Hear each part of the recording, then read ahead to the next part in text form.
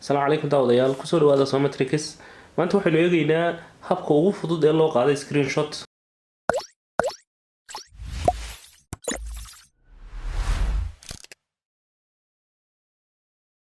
screenshot kasta loo qaado mobilkan waa Android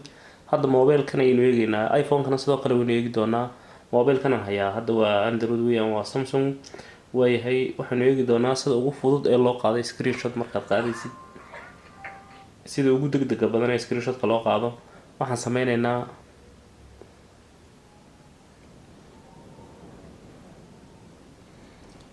power button-kiina waa kan volume button-kiina waa kan oo volume down iyo volume up-ka habka ugu fudud ee Samsung ama Android lagu qaaday screenshot waxa weeyaan power button-ka aniga waa kan power button-kaygii Samsung waa kan power button-kiisii iyo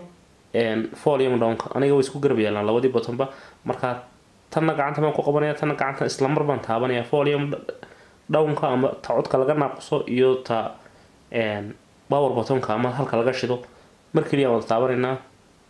screenshot-kii hadda uu qaaday mar labaad hadaan ku celino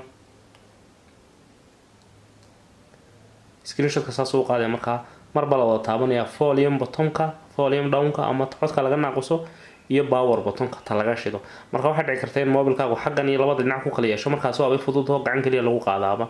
marka labadan baad wada taabanaysaa power button-ka iyo volume down-ka ama ta codka laga naaquso saasaad screenshot-kii u qaadaysaa waa noocaas waa Samsung-ga haddaba waxaynu eegi doonaa hadda iPhone-nada sida iyagana screenshot degdeg loo qaado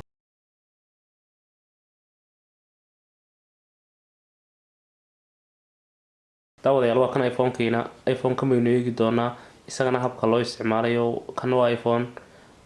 habka screenshot degdeg loo qaaday inuu eegi doonaa isagana tusaale ahaan adoo Facebook oo kale isaga dhex jira ayaa waxaad aragtay qoraal ama waxyaabo aad jeclaysatay oo aad inaad screenshot ka qaadataa ay muhiim ku tahay haddaba saad screenshot iPhone-ka u qaadid nooc walba iPhone-ka waa isku wada mid waxaad sameyn kartaa power button-ka iyo home-kiiga home-ku waa kan home-kiigu waa kan weeyaan waa home-ka weeyaan home-kiiga iyo power button-ka ayaad mar wada taabanaysaa isagana sida uu screenshot-ka u qaado daawo isaguna screenshot-kii buu qaadayaa hadda maragtaa isagu screenshot-ka halkaa yar hoose inoo dhigaya markuu qaado kan halka hoose inoo dhigaya markuu saa u qaadaba halkaa hoose ayuu screenshot-ka inoogu tuuraya waa power button-ka iyo home-ka mar baad wada taabanaysaa screenshot-kii waa kaa soo qaaday iPhone-kana saas ayaa loo qaadaa screenshot-ka waad ku mahadsan tahay daawashada muuqaalkan fadlan haddii uu ku anfacay ha moogaanin inaad asxaabtaada la sii share garayso isla markaana aad muuqaalka like saarto si ay dad badan ugu soo xidhmaan kanaalka waad mahadsantihiin